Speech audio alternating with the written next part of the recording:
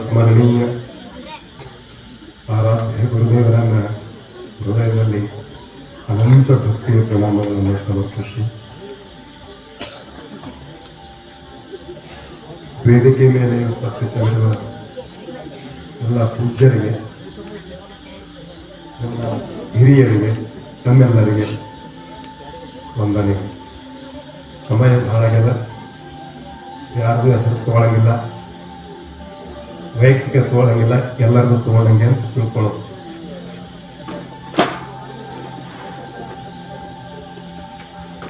ಒಂದು ತಿಂಗಳ ಪರ್ಯಂತವರೆಗೂ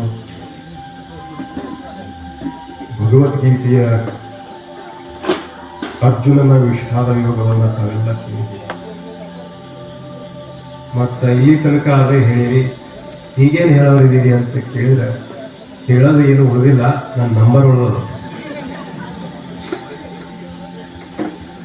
ಆಗ ತಿಳ್ಕೋಬೇಕು, ನಮ್ಮ ಪ್ರವಚನದೊಳಗಂತರ ಎರಡರದ ಒಂದು ಲಾಭ ಆಗಿರ್ತದೆ.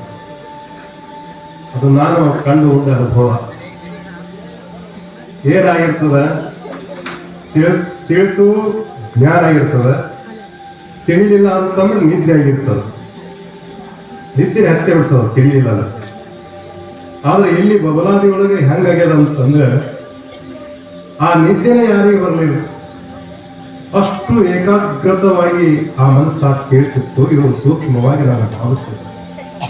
ಕೆಲವೊಂದು ಊರಾಗ ಹಿಂಗೆ ಚಾಲ ಆಯ್ತು ಅಂತ ಕೇಳಿದ್ರೆ ಹಿಂದೆ ಚೀಲ ಚಾಲ ಆಗ್ತಾವ. ಯಾಕೆ ಎಲ್ಲಿ ಆ ಜ್ಞಾನದ ಹೊರತೆ ಹಿಂಗ ಹರಿದು ಬರ್ತದೋ ಅಲ್ಲಿ ಆ ಅಂತಃಕರಣದೊಳಗೆ ಮರಿನ ಮನಸ್ಸು ಹೋಗಿ ಸ್ವಚ್ಛ ಮನಸ್ಸ ತಯಾರಾಕೋತ ಹೋಗ್ತದ. ಜ್ಞಾನ ಯಾಕಂದ್ರೆ ಸಿಗ್ತದ ಆ ಮನುಷ್ಯರೊಳಗೆ ಪ್ರವೇಶ ಆಗ್ತಾ ಇರ್ತದೆ. ಅಲ್ಲಿ ನೀತಿ ಬರುವುದಿಲ್ಲ, ಅಲ್ಲಿ ಆಲಸ್ಯ ಬರುವುದಿಲ್ಲ. ಯಾವಾಗ ಆ ವಾಕ್ಯಗಳು ಹೃದಯಕ್ಕೆ ಹೋಗಿ ತಲುಪ್ತೋ ಆ ಹೃದಯ ದೇವರ ಭಾವಾಗಿ ನಿಲ್ತದೆ. ಆ ಮನಸ್ಸಿಗೆ ಒಂದು ಆ ಖಿನ್ನತೆಗೆ ಒಳಗಾಗುವುದಿಲ್ಲ, ಎಲ್ಲಿ ತಿಳಿಯಂಗಿಲ್ಲ. ಮೊನ್ನೆ ನಮ್ಮ ಬಸವರು ಒಂದು ಮಾತಂದ್ರು, ಸ್ವಲ್ಪ ಸಮಯ ಹೆಚ್ಚಾಗಿತ್ತು. ಅವರು 9 ತನಕ ಅವ್ರು ಹೇಳಿದ ಕೂಡಲೇ ನಾವೊಂದು 40 ನಿಮಿಷ 45 ನಿಮಿಷ ಅವತ್ತು ಹೇಳಿದೆ. ಏನ್ರಿ ಭಾಳ ನಮ್ಗೆ ಭಾಳ ಬೇಸರ ಆಗಿತ್ತು ಅಂತ. ಯಾಕೆ ಹಿಂಗಾಗ್ತದ ಅವರೇ ಅಂತಲ್ಲ, ಯಾಕೆ ಹಿಂಗಾಗ್ತದ ಅಂತಂದ್ರೆ ಮನಸ್ಸಲ್ಲಿ ಕೆಲಸ ಮಾಡೋದು, ಅಂತಃಕರಣದಲ್ಲಿ ಕೆಲಸ ಮಾಡೋದಿಲ್ಲ. ಎಲ್ಲಿ ಮನಸ್ಸಿಗೆ ಅದು ಇದನ್ನೆಲ್ಲ ನೋಡಿ ನೋಡಿ ನೋಡಿ ಹಿಂಗ ಅದಕ್ಕೆ ಗಟ್ಟಿಗೊಂಡಿರ್ತದೆ. ಈ ಪರಮಾರ್ಥ, ಈ ಚಿಂತನ, ಈ ಆತ್ಮಜ್ಞಾನ ಈ ಕಡೆ ಹೋಗಲಿಕ್ಕೆ ಆ ಮನಸ್ಸು ಏನು ಮಾಡ್ತದೆ ಅಂತ ಕೇಳಿ ಅಡಚಣೆ ಮಾಡ್ತದೆ. ನಿನಗೆ ಅದನ್ನ ತಿಳಿಯಂಗಿಲ್ಲ, ಸುಮ್ಮಲ್ಪೋ ಅಂತದ್ದು. ಅಂಥ ಮನಸ್ಸನ್ನ ಈ 1 ತಿಂಗಳ ಬೆಳೆದೆಪ್ಪಿಸಿದಿರಲ್ಲ, ಎಂಥ ಪುಣ್ಯ ನಿಮ್ದು ಅಂತ ಭಾವಿಸ್ಕೋಬೇಕು. ಅದಕ್ಕಾಗಿ ಎಲ್ಲ ಶಾಸ್ತ್ರಿಗಳು, ನಮ್ಮ ಸಂಗಮೇಶ ಸ್ವಾಮಿಗಳು, ಎಲ್ಲ ಹಿರಿಯರು ಕೆಲ ಮಾತುಗಳನ್ನು ತಮಗೆಲ್ಲ ಹೇಳಿದ್ದಾರೆ. ಈ ಊರ ಇದು ಅಧ್ಯಾತ್ಮದ ಊರ ಆಗಬೇಕು. ಯಾವಾಗಲೂ ಇಂಥ ಬಹಳಷ್ಟು ಊರುಗಳು ತಿರುಗಾಡ್ತೀವಿ. ಶ್ರಾವಣ ಮಾಸ 15 ವರ್ಷ 10 ವರ್ಷ ಆಗ್ಯವ, ಈ ಗಪ್ಪಾಗಿದೆ. ಗಪ್ಪಾಗಬಾರ. ಎಲ್ಲಿ ಆ ಆಧ್ಯಾತ್ಮಿಕ ಚಿಂತನೆ ಇರುವುದಿಲ್ಲ ಆ ಊರೊಳಗೆ ಹೆಜ್ಜೆ ಸಹಿತ ಇರಬಾರ್ದು. ಶರಣರು ಹೇಳ್ತಾರೆ, ಅಕಸ್ಮಾತ್ ದಾರಿ ತಪ್ಪಿ ಆ ಊರಿಗೆ ಯಾರಾದ್ರೂ ಹೋದ್ರ ಅಂತಂದ್ರೆ ಜಳಕ ಮಾಡಿ ಹೋಗ್ಬೇಕಂತ, ಜಳಕ ಮಾಡಿ ಹೊರಗೆ ಬರ್ಬೇಕಂತ. ಹಂಗ ಹೋಗ್ಬಾರ್ದು. ಅಧ್ಯಾತ್ಮ ಅನ್ನುವಂಥದ್ದು ಇಷ್ಟು ಪವಿತ್ರವಾಗಿರ್ತಕ್ಕಂಥ ಆ ಶಬ್ದ ವರ್ಣನೆಗೆ ಸಿಗುವುದಿಲ್ಲ. ಯಾಕ ನಮ್ಗೆ ಎಷ್ಟೇ ಗೊತ್ತಾ, ಈ ಚೌಕಟ್ಟು ಗೊತ್ತಾ, ಆದ್ರೆ ಅಂತರಾಳದೊಳಗ ಭಗವಂತನೇ ಕಾಣುವಂತಹ ಈ ಸ್ಥಿತಿ ಇರುವಾಗ ಅದ್ರ ಬಿಟ್ಟು ಏನು ಮಾಡೋದಿಲ್ಲ ಜಗತ್ತು. ಆ ಜ್ಞಾನವನ್ನ ತಿಳ್ಕೊಳ್ಳಿಲ್ಲ ಅಂತಂದ್ರೆ ಏನು ಮಾಡೋದು? ಯಾವುದೋ ಒಬ್ಬ ಕಳ್ಳ, ಅವನಿಗೆ ಅನಿಸ್ತು, ಏನು ದಿನ ಸಾದಾ ಹಿಂಗೆ ಕಳ್ತನ ಮಾಡೋದು, ಎಲ್ಲರ ಕಡೆಯಿಂದ ಬಡ್ಸ್ಕೊಳ್ಳೋದು, ಇದೇನು ನನ್ನ ಜೀವನ, ಇದು ಮಾಡ್ಬೇಕು, ಕಳ್ತನ ಹಿಂಗ ಮಾಡ್ಬೇಕು. ಇನ್ನು ನನ್ನ ಜೀವನದೊಳಗೆ ಎಂದೂ ಕಳ್ತನ ಮಾಡಿರಬಾರ್ದು, ಒಂದು ಕಳ್ತನ ಮಾಡಿದ್ರೆ ಜನ್ಮನೇ ಹೋಗಿರ್ಬೇಕು, ಆ ಕಳ್ತನ ಮಾಡ್ಬೇಕಂತ ತಲೆ ಉಳಿಸ್ತಿದ್ದಾರೆ. ಇಂಥವ್ರದ ದೇವರಿಗೆ ಎಲ್ಲರೂ ಬಿಡ್ಕೊತಾರೆ. ನಾವು ಬಿಡ್ಕೊತೀವಿ, ನೀವು ಬಿಡ್ಕೊತೀವಿ, ಕಳ್ಳ ಸಹಿತ ಬಿಡ್ಕೊಳ್ತಾನೆ. ನನಗೆ ಚಲೋ ಇವತ್ತ 4 ತೊಲಿ ಬಂಗಾರ ಶ್ರೀಗಂಧ ಮಾಡುವುದೇವನೇ ಅವನು ಬರ್ಕೋತಾನ. ಇವ ಕಳ್ಳ ಎಲ್ಲಿ ಹೋಗಿದ್ದ ಅಂದ್ರೆ ರಾಜನ ಮನೆಗೆ ಹೋಗಿದ್ದ. ಹೊಡೆದ್ರಿಂದ ಅಲ್ಲೇ ಹೊಡಿಬೇಕು. ಏನ್ ಇವ್ರ ಕಲೆ ಸಣ್ಣ ಸಣ್ಣ ಕಳ್ತನ ಮಾಡೋದು, ಪೊಲೀಸರ ಕೈ ಶಿಕ್ ಹಾಕೊಳ್ಳೋದು, ಇದು ಬೇಡ ಬೇಡ ಅಂತ ತಿಳ್ಕೊಂಡು ಅಲ್ಲಿ ಹೋದ. ಅಲ್ಲಿ ಹೋದ ಕೂಡಲೇ ಸಂಕ್ಷಿಪ್ತವಾಗಿ ಹೇಳ್ತೀನಿ, ಮಳೆ ಬರುವ ಸಾಧ್ಯತೆಗಳನ್ನ ಪ್ರಸಾದ ಯಾರು ಮಾಡಿಲ್ಲ, ಸಮಯಾಂತರವಾಗಿದೆ, ಅದು ನನ್ನ ಲಕ್ಷ್ಯದ ಗಾಬರಿ ಬೇಡ. ಇವ ಹೋದ ರಾಜರ ಮನೆಗೆ ಹೋದ ಕೂಡಲೇ ರಾಜ ರಾಣಿ ಇಬ್ರು ಕೂಡಿ ಮಾತಾಡ್ತಿದ್ರು. ನನ್ನ ಮಗಳಿಗೆ ಯಾರಿಗೆ ಕೊಡುವುದು? ನನ್ನ ಮಗಳು ಸುಂದರ, ಆದ್ರೆ ಹಳೆಯ ಅವನು ಹೃದಯ ಸೌಂದರ್ಯವುಳ್ಳವನಾಗಿರೋದು, ಯಾರಿಗೆ ಕೊಡೋದಂತ ಮಾತಾಡ್ತಿದ್ರು. ಇವ ಕಳ್ಳ ಅಲ್ಲಿ ನಿಂತಿದ್ದ. ನಾವು ಎಲ್ಲ ರಾಜರನ್ನು ನೋಡಿದ್ದೀವಿ, ಆದ್ರೆ ಅವರ ರಾಜರು ಎಲ್ಲ ಶರಿ ಕುಡುಕರದ, ಹೃದಯ ಅಂತಿಲ್ಲ, ಸ್ವಭಾವದೊಳಗ ಏನೇನಿಲ್ಲ. ಅದಕ್ಕೆ ಏನ್ ಮಾಡೋದು ಅಂತಂದ್ರೆ, ಇಲ್ಲೇ ನಮ್ಮ ಊರು ಪಕ್ಕ, ನಮ್ಮ ರಾಜ್ಯ ಪಕ್ಕ ಒಂದು ಆಶ್ರಮದ, ಗುರುಗಳ ಆಶ್ರಮದ, ಅಲ್ಲಿ ಯೋಗ್ಯವಾಗಿರ್ತಕ್ಕಂಥ ಒಬ್ಬ ಹುಡುಗನನ್ನ ತಂದು ನಾವು ಮದುವೆ ಮಾಡೋಣ ಅಂತ ತಿಳ್ಕೊಂಡು ನಿರ್ಧಾರ ಮಾಡಿದ್ವಿ. ಇದು ಕೇಳ್ಕೊಂಡಿವ. ಇನ್ನ ಆ ಗುರುಗಳು ಬಲ್ಲಿ ಇವರು ಹೋಗಿ ಅಲ್ಲೇ ತರೋಕ್ಕಿಂತ ನಾನೇ ಅಲ್ಲಿ ಹೋದ್ರೆ ಹೆಂಗಾಗ್ತದ ಆಶ್ರಮಕ್ಕೆ ಅಂತ ತಿಳ್ಕೊಂಡು ಹೋದ. ರಾತ್ರಿ ಇವ ಹೋದ, ಅಲ್ಲಿ ನೋಡ್ದ, ಹಿಂಗೆ ಸಾಲಕ್ಕೆ ನೋಡ್ದ, ಅಲ್ಲಿ 100 ಸಾಲಕ್ಕೆ ಗುಡಿಸಲುಗಳು ಇತ್ತು. ಆ 100 ಗುಡಿಸಲ ನೋಡ್ದ.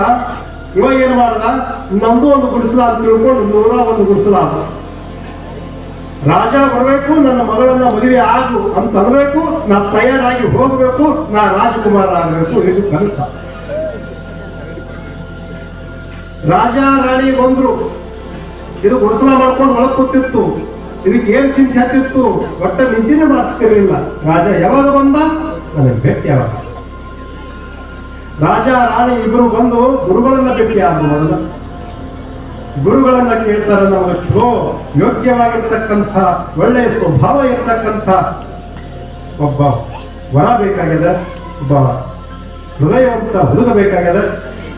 ಅದಕ್ಕೆ ತಾವು ಅಪ್ಪಣೆ ಕೊಡಬೇಕು. ನಿಮ್ಮಲ್ಲಿ ಬಹಳಷ್ಟು ವಿದ್ಯಾವಂತರಾದ, ನನ್ನ ಮಗಳಿಗೆ ಮದುವೆ ಆದ ಅಂತಂದ್ರೆ ಅವನಿಗೆ ರಾಜಕುಮಾರ ಮಾಡ್ತೀನಿ ಅಂತ ಅಂದಾಗ, ಅವಾಗ ಗುರುಗಳಂದ್ರು, ನಾ ಅಡ್ಡಿ ಬರಂಗಿಲ್ಲ, ಆದ್ರೆ ಒಂದು ಮಾತ, ನೀ ಮದುವೆ ಆಗುವಂತ ಹೇಳೋ ಅಧಿಕಾರ ನಮಗಿರುವುದಿಲ್ಲ. ಅವ್ರಿಗೆ ಹೋಗಿ ನೀವೇ ಕೇಳ್ರಿ, ಅವ ಹೂ ಅಂದ ಅಂತಂದ್ರೆ ಮದುವೆ ಆಗೋಲ್ಲ. ಇವರು ಒಮ್ಮರೆ ಗುಡಿಸಲಕ್ಕೆ ಹೋದ್ರು. ಅವನಿಗೆ ಗೊತ್ತಿತ್ತು ಯಾರಿಗೆ, 101. ಇವರೆಲ್ಲ ವೈರಾಗ್ಯಶಾಲಿಗಳು.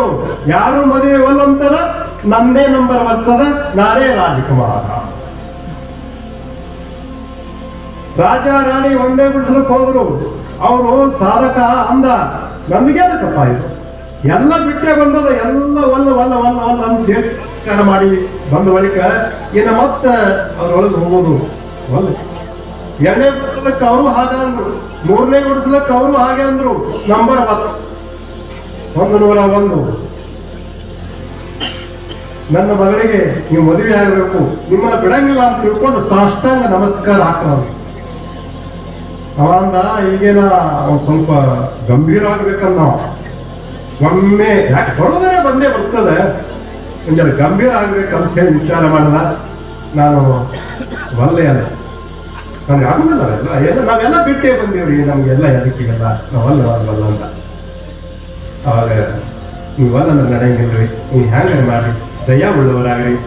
ರಾಜ್ಕುಮಾರ ನೀವು ಬಹಳ ಸುಂದರವಾಗಿರ್ತಕ್ಕಂಥವ್ರು, ಹೃದಯವಂತರು, ನೀವು ಒಲ್ಲಕ್ಕೆ ಹೋಗಬೇಡ್ರಿ ಅಂತ ಹೇಳಿ ಬಹಳ ಬಲವಂತ ಮಾಡಿದ ಕೂಡಲೇ ಇವನೇ ಒಳಗಿರ್ತದು, ರಾಜಕುಮಾರ ಒಳಗಿರ್ತದು. ಇವ ಅಂದ, ಇಷ್ಟೆಲ್ಲ ನೀವು ಹೇಳ್ತೀರ ನೋಡಿ, ಆಯ್ತು ಹೂ ಅಂದ.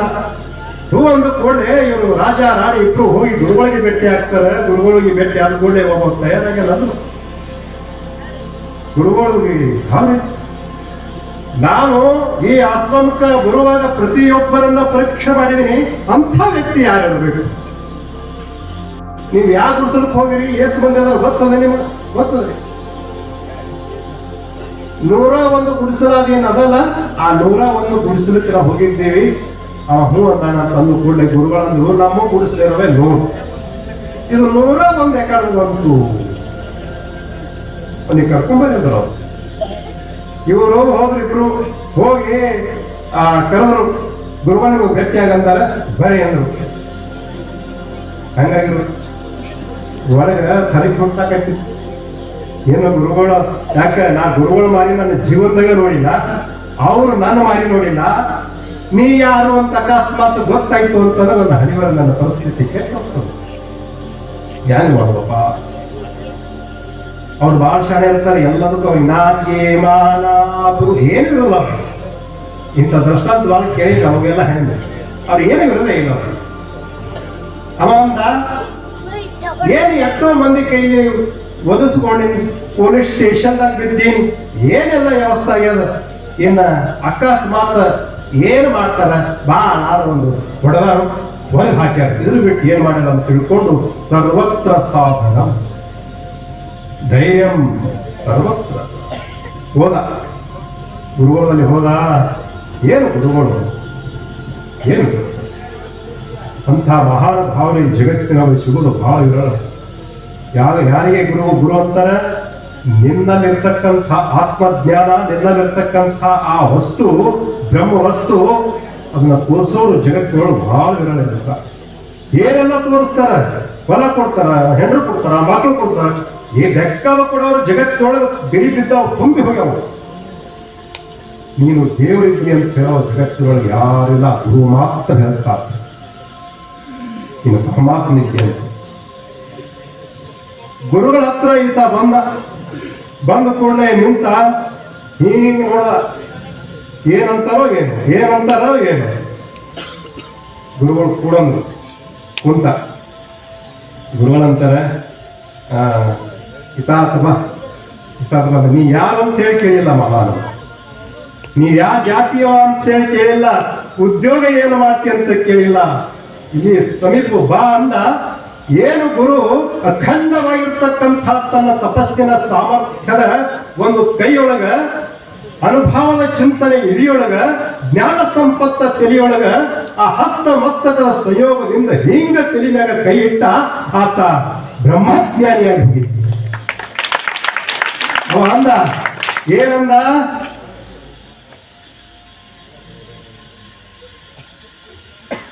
ಮನಸ್ಸ ಮೌನ, ಏನು ಮಾತನಾಡಬೇಕು ಆ ಮಾತು ನಿಂತು ಹೋಗಿತ್ತು.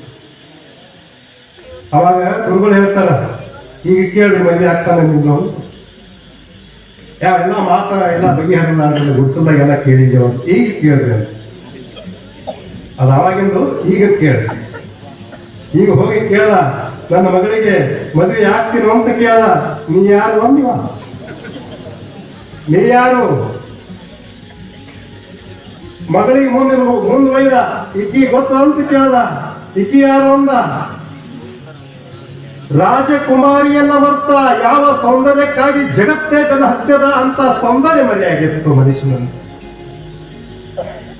ರಾಜನ ಮರ್ತ, ಮಗಳನ್ನ ಮರ್ತ, ರಾಜ್ಯ ಮರ್ತ, ತನ್ನನ್ನ ಮರ್ತ. ಇದೇ ಬ್ರಹ್ಮಜ್ಞಾನ, ಇದೇ ಅಧ್ಯಾತ್ಮ ಪ್ರಸಾದ ಯೋಗ. ಮರೆಸೋದು ಯಾವುದೋ ಮನುಷ್ಯ ಒಮ್ಮ ತಿಳ್ಕೊಂಡ ಅಂದ್ರೆ ಮತ್ತೊಂದು ತಿಳಿಯುವವನಿಗೆ ಹಂಬಲವೇ ಜಾಡಿಸಿ ಹೋಗಿರ್ತದೆ, ಎಲಿಯೊಳಗಿಂದ ದೂರ ತಂದು ಹೋಗಿರ್ತದೆ. ಅದು ನಿಜವಾದ ಅಧ್ಯಾತ್ಮ, ಅದು ನಿಜವಾದ ಅಧ್ಯಾತ್ಮ ಪ್ರಸಾದ ಯೋಗ. ಅಂಥ ಯೋಗದ ದಿನಗಳನ್ನ ತಾವೆಲ್ಲ ಕಳೆದೇವಿ. ಆ ಗಂಧ ಎಲ್ಲವನ್ನ ಮರೆತು ನಾನು ಯಾರು, ನೀನು ಯಾರು? ಯತ್ರ ಯತ್ರ ಮನೋಯಾತಿ ತತ್ರ ತತ್ರ ಬ್ರಹ್ಮ ದರ್ಶನ. ಎಕಡೆ ಕಣ್ಣು ಹರಿಸ್ತಾನ, ಇದು ಬ್ರಹ್ಮ ವಸ್ತುದ. ಯಾರಿಗೆ ನೋಡ್ತಾನ, ಇದು ಬ್ರಹ್ಮ ವಸ್ತುದ. ತನ್ನನ್ನು ನೋಡ್ತಾನ, ಇದು ಬ್ರಹ್ಮ ವಸ್ತುದ. ಯತ್ರ ಯತ್ರ ಮನೋಯಾತಿ ತತ್ರ ತತ್ರ ಬ್ರಹ್ಮ ದರ್ಶನ ಅಂತ ಹೇಳಿ ಎದೆಯ ಒಳಗೆ ಅಚ್ಚು ಅಳಿಯುವ ಮನಸ್ಸ ತಯಾರಾಗಿತ್ತು. ಇದು ಬ್ರಹ್ಮ. ಇಂಥ ಬ್ರಹ್ಮದ ಮಾತುಗಳು ಇದೇನು ಮಾಡ್ತದೆ? ಮೋಹ ನಿರಶ್ಮ. ಅಂಥ ಮಾತುಗಳು ತಾವೆಲ್ಲ ಕೇಳ್ಕೊಂತ ಇಲ್ಲಿ ತನಕ ಬಂದಿರಿ. ಇನ್ನ ಏನ್ ಮಾಡೋದು ಅಂತ ಕೇಳಿದ್ರೆ, ಇನ್ನು ಪ್ರಸಾರ ಮಾಡೋದು ಹಿಂಗಲ್ಲ. ಒಂದು ತಿಂಗಳ ಏನು ಕೇಳಿರಿ, ಇದನ್ನ ಎಲ್ಲ ಒಂದಿಷ್ಟು ದಾರಿ ತಪ್ಪಿಸುವಂತಹ ಪ್ರಸಂಗಗಳು, ಹೆಜ್ಜೆಗಳು, ಸಂದರ್ಭಗಳು ಹಂಗೆ ಬರ್ತಿರ್ತಾವ. ಬರಬಾರ್ದಂತೆ ಅವಕ್ಕೆ ನಿಯಮ ಇಲ್ಲ, ಮನುಷ್ಯರಿಗೆ ಬರ್ತಾವ. ಆದ್ರೆ ಹೆಜ್ಜೆ ಇಡುವಾಗ ನಾನು ಯಾವ ಹೆಜ್ಜೆ ಇದು ದೇವನ ಹೆಜ್ಜೆ ಇರ್ಲಿಗತ್ತೀನಿ, ನನ್ನ ಮನಸ್ಸು ಇದು ಭಗವಂತನಿಗೆ ಅರ್ಪಣೆ ಆಗಲ್ಕೊಂಡ ಅಂತ ತಿಳ್ಕೊಂಡು ಹಿಂಗೆ ಹೆಜ್ಜೆ ಇಟ್ಕೊಂತ ಹಿಂಗೆ ಹೋಗ್ರಿ. ಯಾವಾಗ ಹೆಜ್ಜೆ ಸ್ವಲ್ಪ ಫರಕ್ ಆಗ್ತದೋ ಭಗವಂತನ ಚಿಂತನ, ಇದು ಭಗವದ್ಗೀತೆ, ಸಾಂಖ್ಯ ಯೋಗ, ಇದು ಹಿಂಗೆ ಹೇಗೆ ಹೇಳೋದಲ್ಲ, ಇದನ್ನ ನಾನು ಪಾಲಿಸಬೇಕು ಅಂತಕ್ಕಂಥ ಅಂತರಾಳ ನಿಮ್ಗೆ ಹೇಳ್ತಿತ್ತು ಅಂತಂದ್ರೆ ಅದು ಆ ಕೆಲಸ ಮಾಡಿಕೊಳ್ಳಿ. ಇದೇ ಪಾಲಿಸ ಮತ್ತೊಂದು ಏನಲ್ಲ. ನನಗೆ ಕೊಡುವ ಉಡುಗೊರೆ ಯಾವುದು? ಪಾಪದ ಕೆಲಸ ಮಾಡುವಾಗ ಕೃಷ್ಣನ ಮಾತುಗಳು ಸ್ಮರಣೆಗೆ ಬರಬೇಕು. ಅಂಥ ಮಾತುಗಳು ಇಡೀ ಜೀವನ ತುಂಬ ಆಗಲಿ. ಹೀಗೆ ಇದು ಅವ್ಯಾಹತವಾಗಿ ಇಂಥ ಕಾರ್ಯಕ್ರಮಗಳು ನಡೀಲಿ. ಇನ್ನೊಂದು ನಮ್ಗೆ ಏನು ಅನ್ಸಾಕತ್ತೇವೆ ಅಂತಂದ್ರೆ, ನೀವು ಕೂತು ನೋಡಿ, ನೀವೆಲ್ಲ ಕೂತು ನೋಡಿ ಮುಂದಿನ ವರ್ಷದ ನಾನೇ ಬರಬೇಕು ಅಂತ ಅನಿಸ್ತದೆ. ಯಾಕಂತ ಅಷ್ಟು ಸಮಾಧಾನ ಹೋದ ವರ್ಷದಾಗ ಮಾತು ಹೇಳಿದ್ದೆಲ್ಲ. ಬೇಕಾದ್ರೆ ನಮ್ಮ ನೋಡಿ ಬರ್ರಿ, ತೋರಿಸ್ತೀನಿ ನಿಮಗೆ. ಯಾಕೆ ಓದಿರ್ತಾವ, ಯಾಕೆ ಹಿಂಗೆ ಪ್ರವಚನ ಶುರು ಆಗಿರ್ತದೆ, ಹಂಗೆ ಕುಡಿದು ಒಳಗೆ ಬಂದಿರ್ತಾನೆ. ಪ್ರವಚನ ನಿಲ್ಲಿಸ್ತಾರ ಅವರು, ಹುಡುಗರು ಒಂದು ಭಾಳ ಮಜಾ ಇರ್ತದೆ. ಅವು ಯಾರಿಗೆ ರೊಕ್ಕ ಕೊಡಂಗಿಲ್ಲ, ಅವು ನಮಗೆ ರೊಕ್ಕ ಕೊಡ್ತಾವ. ಯಾರಿಗೆ ಒಬ್ಬರಿಗೆ ರೊಕ್ಕ ಕೊಡಂಗಿಲ್ಲ, ಸೀದಾ ಬರ್ತಾವ, ನಮಸ್ಕಾರ ಮಾಡ್ತಾವ. ನಿಷಾದ ಎತ್ತ ಬರ್ತದೆ, ನಿಶಾ ಒಳಗಿರ್ತದ, ಕೈ ಕಿಶಾದಾಗ ಹೋಗಿರ್ತದ, ಎತ್ತ ಬರ್ತದ, ಅಷ್ಟು ತೋಳಿದ್ರು ನಡೆಯಂಗಿಲ್ಲ ಅವರು. ಮತ್ತು ಅವ್ರ ರೊಕ್ಕ ನಮಗೆ ಭಾಳ ಫ್ರೀ ಆಗಿರ್ತಾವ. ಅವ್ರ ರೊಕ್ಕ ನಾವು ಕಿಶಾ ಹಾಕ್ಕೊತೀವಿ. ಅದಕ್ಕೆ ಪುಣ್ಯಾತ್ಮರೇ, ಈ ಊರೊಳಗೆ ಅಂಥ ವ್ಯಕ್ತಿ ನಾವು ನೋಡ್ಲಿಕ್ಕೆ ಆಗಿಲ್ಲ. ಅದ್ರ ಇರಬೇಕು. ಅವ್ರು ಎದುರು ಸಹಿತ ಇಲ್ಲಿ ಒಳಗೆ ಬರಂಗಿಲ್ಲ. ಅವರು ಊರಂದರೆ ಸ್ವಲ್ಪ ಇರ್ತಾವ.